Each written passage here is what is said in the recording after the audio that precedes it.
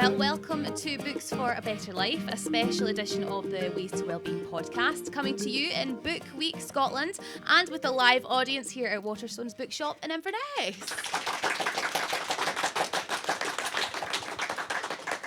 I'm Grace Nicoll, and along beside me beneath the shelves are two special guests who are going to battle it out to recommend the best books for a better life in 5 different categories. I'll be holding the book jackets and our audience here will decide who wins. So let's meet our guests. The first is a local author, Barbara Henderson. She is twice winner of the Young Quills Award for her books for children, including The Chessman's Thief and a book that I am not going to destroy by pronouncing it, Barbara. The Siege of Calaverock. There you go, she did it beautifully.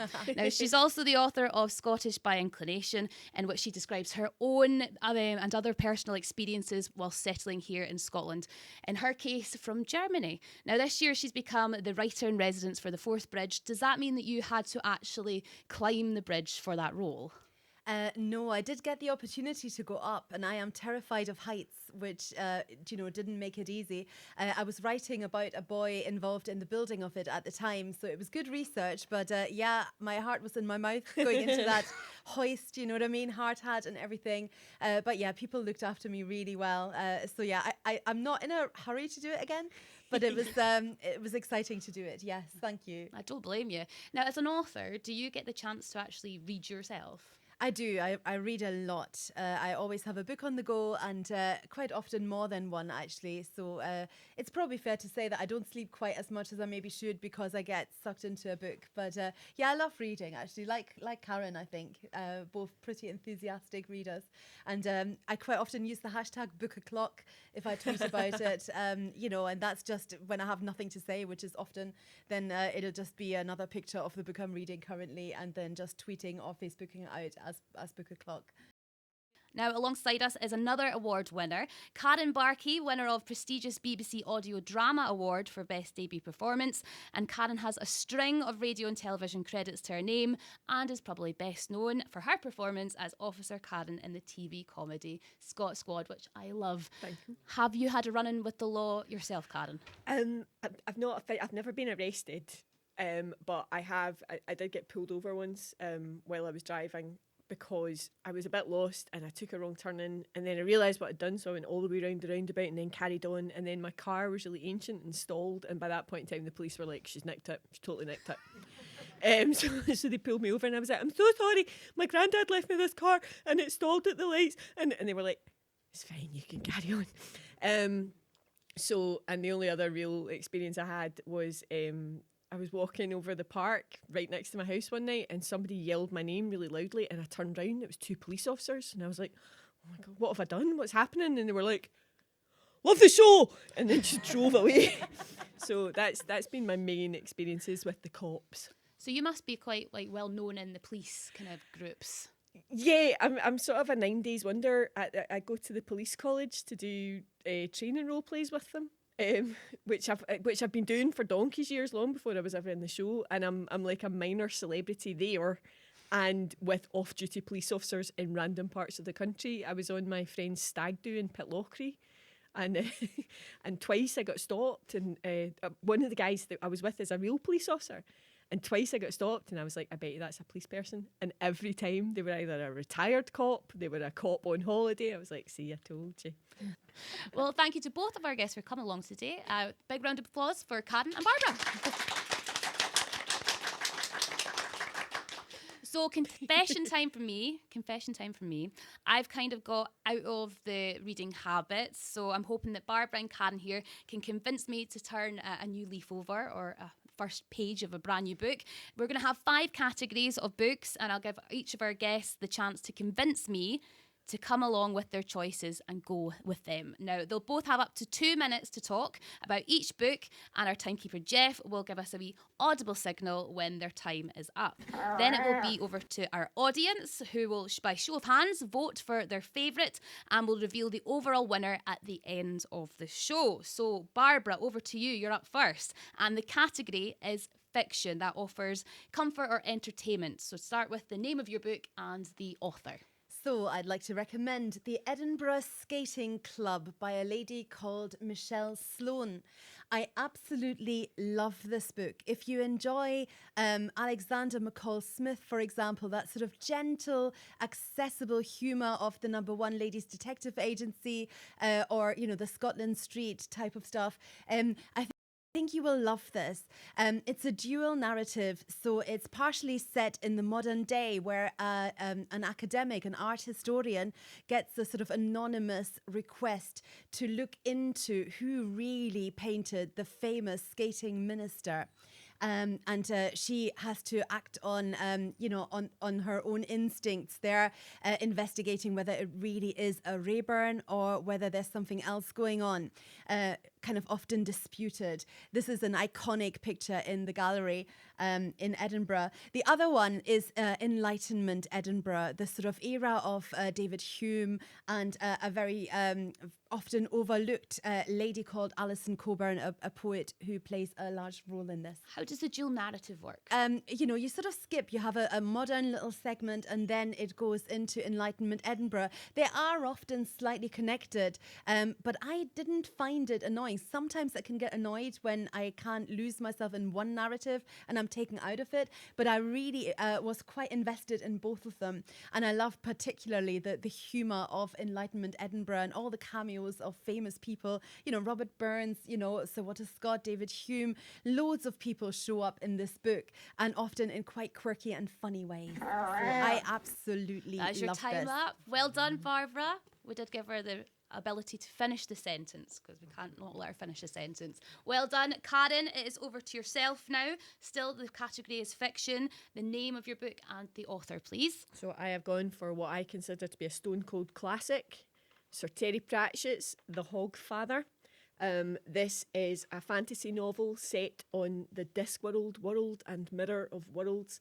The Hogfather is the Discworld's version of Santa Claus in many ways. So this is a book that I always enjoy reading every December in the run up to Christmas. It's about a plot to try to destroy, almost delete, perhaps even cancel the Hogfather. And the only person who can stop it is the anthropomorphic personification of death, who takes the Hogfather's place. I love Terry Pratchett. He's hilarious. He's got so much heart, and it's a beautiful. Sometimes it can be quite pointed and satirical, but it's a really lovely, lovely novel, and it always gets me in the mood for Christmas. It's one of my Christmas traditions. I do hear of it an awful lot at Christmas. You said the word cancel, which I'm going to kind of dwell on. Mm-hmm. It's like modern day cancel culture, but it kind of is, but to like a real extreme. So there are characters within this book who want the Hogfather not only to be gone, but to have never existed, which I suppose does reflect on how cancel culture is operating at the moment, with that idea of, I want to go back and destroy any legacy you have as well as what you've done currently. But that makes this sound terribly serious, whereas it's not. There are some genuinely hilarious lines and just beautiful reflections of our own society, and it's just I thoroughly recommend all Sir Terry Pratchett, but this one I think is a really good standalone book. Neil Gaiman said that they both walk the same road, but Sir Terry used to walk in the sunlight because it makes the shadows more pointed, and I think that's a really good description. there you go. That is your time up. So you've heard two amazing books there suggested. So we're going to go over to our audience, and by show of hand, if you would like to give Barbara's book a go, then please do raise your hand. Okay. And if you would like to give Karen's book a go, please do raise your hands. A lot of hands going up there. Ouch. I think we're going to say that Barbara took the win on that one. Well done. I mean, it's not that I'm competitive, but I hate you. No. My husband voted for you. I did notice that, but I wasn't going to comment. I felt it was charity, but I'll talk to it. him later.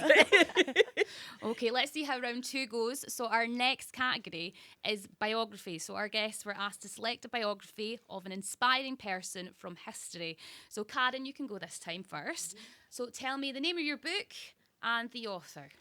The name of this one is Jim Henson, the Biography by Brian J. Jones. So I'm already out myself as somebody that likes fantasy and childlike things, but I'm quite proud of that. Jim Henson, again, is somebody who's always been tremendously important to me. The Muppet Show was out when I was little, and it was the first album I ever owned, was the Muppet Show album. I love his worldview, and I was fascinated to know more about him as a man because he was so creative and had such a unique way of approaching the world. Obviously, he died tragically very young, and I didn't know that much about his life. I found this to be a really fascinating read. He was a much more complex man, I think, than I expected. His work shows such a beautiful, hopeful, positive view of the world, and I was surprised to find out how much more complex he was as an individual. Well, that was my question. Like, surely you're looking, oh, it's the guy from the Muppets. How much deeper did you think it was going to get? Well, I was always interested to know where his views on the world had come from, and what I found fascinating about him is that he was an immensely driven, very ambitious, quite ruthless in some ways man, but he was a man who nevertheless everybody loved. His marriage broke down, but his wife continued to have a really important part in his life right up until his death, even although he had moved on with other partners and things. There was clearly something about this man that just inspired love and devotion, but he wasn't the nice little fluffy person that you perhaps picture from the work that he created sometimes. And when you look back on his work, he had a lot to say about the world and things that he thought should be better. Just on the button there. Well done. Okay, so we're going to pass on to Barbara now with a very different book, but still in the same category of biography. Tell me your author and the title of your book. So I have chosen Maya Angelou, the poet's book, I Know Why the Caged Bird Sings. It's a classic, which some of you may well have read already. It's been out for a long time. But I love, it's an autobiography. It's a lady writing about her own life. So this is, I wanted to read diverse authors and include a diverse author in my list today.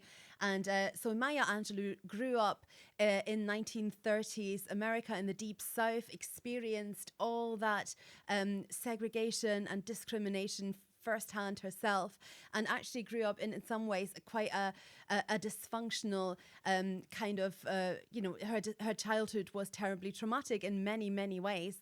And what really, really jumps from the page is the word resilience. I just think it's unbelievably inspiring how somebody can choose joy out of some really tricky times. She becomes a dancer, a musician, then discovers her voice as a poet. And I just find this utterly inspiring. And it's one that I will never, ever, ever, ever part with. Did it ever see you looking at your own life and being like, I can power through something that maybe is a bit traumatic for you?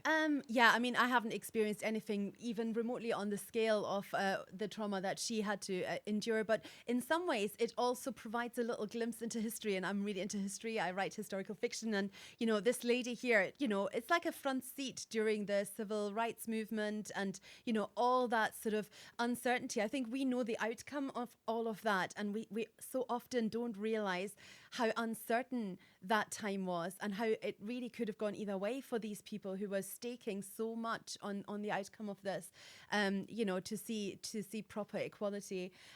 So yeah, I mean, I find it inspiring just to kind of, risk it with activism, make a difference, even though you don't know how it's going to end up. So yeah, in that sense, I suppose, yeah, I love that. She's still talking. She's not used a full stop yet, so it's fine. It's still a sentence. Did he blow that thing? Well, it is I'm now not came competitive, to our votes. So we have two amazing biographies here. So a raise of hands for Barbara's book. Okay, our audience has voted, and another raise of hands for Karen's book. Even Barbara's voting for Karen's book. Is that allowed? Is that allowed? I think so, because Jim Henson's amazing.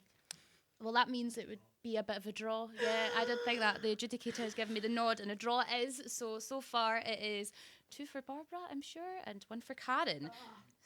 So we will move on to our next round. It can all change. It can all change. So our next category is travel. And that is my favourite category. I am one for a travel. I love going away on holiday and seeing new sights. So a book that inspires travel. Barbara, you can go first. So your book title and author, please. Okay, so I have chosen, sneaked in a children's book because I'm a children's author and I read a lot of children's fiction. This is The Wolf Wilder by Catherine Rundell. Catherine Rundell, I think, is the best writer writing for children at the moment.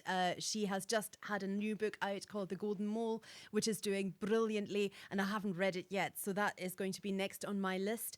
But The Wolf Wilder takes us to Russia, a place where at the moment it's probably not so well advised to travel.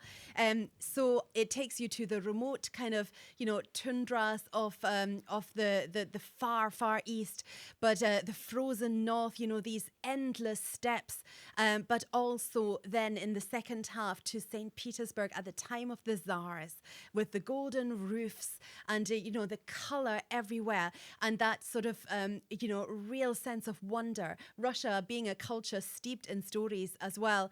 There's a lot of mythology in this, but it's about a girl who rewilds wolves that have been captured and that are then to be set free again. So it's the opposite of taming, really. But there is a sort of supernatural, magical angle to it as well as a goddess story. So for children, I would imagine that allows them to travel anywhere by reading books like this. Absolutely. And I mean, that's what reading does. It takes us to places that we want to visit at times when sometimes we might hate where we are.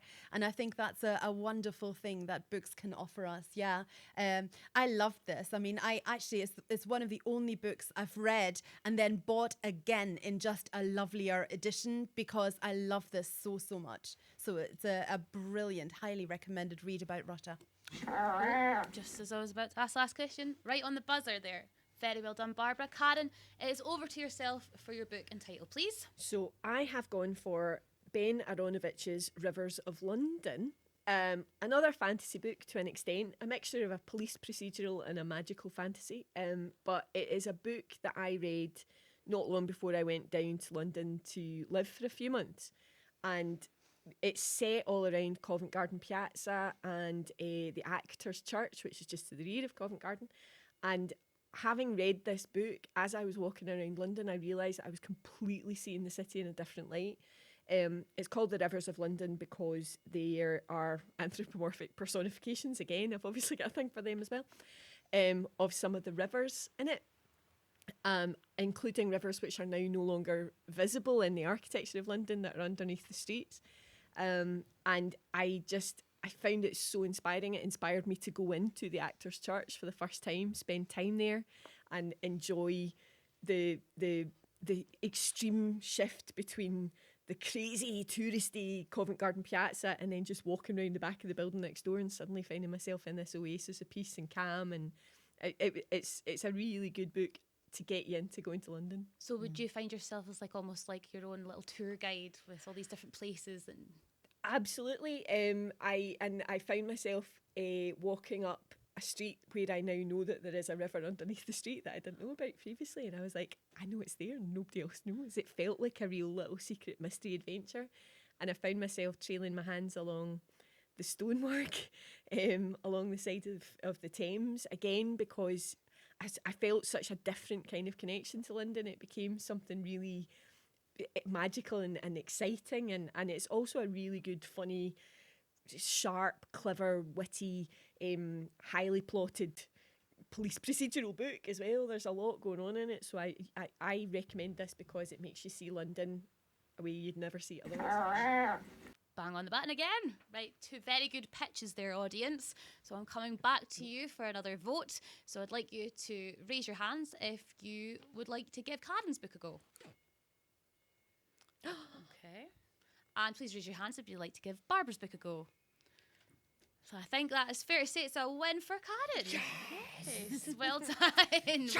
We're doing well with this voting. Neck Our audience on are neck. class. Gosh. So we have our penultimate category now, a non-fiction book offering advice or information. That might have been a difficult one to pick. I'm sure that they all were difficult to pick. Mm-hmm. Now, Karen, you get the first shout on this one. Your book, the title and the author, please. So this book is called The Colour of Time by Dan Jones and Marina Amaral. It shows a new history of the world from 1850 to 1960. It is a book of colourised photos and the accompanying history that goes with them. So Marina Amaral is a photo artist who colourizes historic photographs. So this one really struck me, which is the photograph of the Titanic disaster, where the paper boy's holding Titanic, great loss of life. And there's something about seeing this in colour which makes it so much more immediate and just allows you to imagine being in that situation in a way that black and white photos just don't. Each photograph, there's a huge variety. Some of them are about really huge incidents. Some of them are about really insignificant things. Some of them are really intimate and personal moments. And Dan Jones writes a short history related to all of them to tell you exactly what was happening at that period. So it's just, there's something so... For example, this one here, show you another picture, which is Harold Lloyd, a really, really well-known photograph that everybody's seen of Harold Lloyd hanging off the clock. But seeing him in colour and being able to see, because I don't know if you know this, but Harold Lloyd was missing half his hand due to a bomb that went off. Makes these real events feel more real. Yeah, it just makes it feel more immediate and personal, and gives you a connection to him that you've never really had otherwise. So how would they go about colourising this? So it's a mixture of historical research and artistic vision. So she does tremendous amounts of research into, uniforms and costumes and everything she can find out, and then whatever's left she fills in herself. But it can take hundreds of hours. Some of these photos have hundreds of people in them, and she colorises each person individually, what they're wearing in the background. But she was doing very well. Right, so we move on to Barbara. Title and author, please, Barbara. So my book is On This Day in History, and it's by Dan Snow, who's a well-known television historian. I wanted to buy this because every single day I can look up the date and it'll give me a sort of really fun snippet of what happened on this day in history. And it's so varied and, so random at times. I looked up today earlier on. So on the 15th of November, who knew? On this day in history, in 1492, Christopher Columbus, for the very first time that's recorded, a European mentions the plant that we now know as tobacco. It's the first recorded mention of it. He sent out a bunch of explorers to, explore Cuba, and they came back with mention of this plant. Very, very interesting. Yesterday's, for example, was the anniversary of the first known blood transfusion that was successful, witnessed by Samuel Pepys, no less, in 1666. And it was between two dogs. But how interesting. I just had this picture of this sick feeling Samuel Pepys in the corner, just watching this gory procedure that they were just trying out in case it worked and did something useful. So yeah, I love that. Was the first date that you looked up your own birthday when you checked that? Because it would be mine. Do you know, it actually wasn't. And do you know what? Karen literally sneaked in and looked up her birthday just as we went. And her birthday is the anniversary of the burning down of the Globe Theatre, which is tricky for an actress, isn't it? So yeah, no, I didn't look up my birthday. My birthday's still to come. I'm a December girl. I share a birthday with Mary, Queen of Scots, so I wonder if that will be what they mention. But no, I haven't yet. I don't cheat. What's that accusation? So I take it just changes every regular day you may think to something that would have gone down in history for Absolutely. years. And it's just, I like learning stuff. All right. Right there. So that was a very difficult one, audience. You've got a tough decision, I think. So I'll let you mull over it quickly. A show of hands for Barbara's book. Even her own hand is up. That's saying a lot. And a show of hands for Karen's book. I'm going to go over to our adjudicator. 4-2 to Barbara. Yes. Okay. Well, we have a final category. It means that we go to children's book, which is a book that I'm probably sure you'll be able to sell to me, no bother. Perhaps one you'd like to give as a gift for Christmas or whack a fly with on the table, whatever you fancy.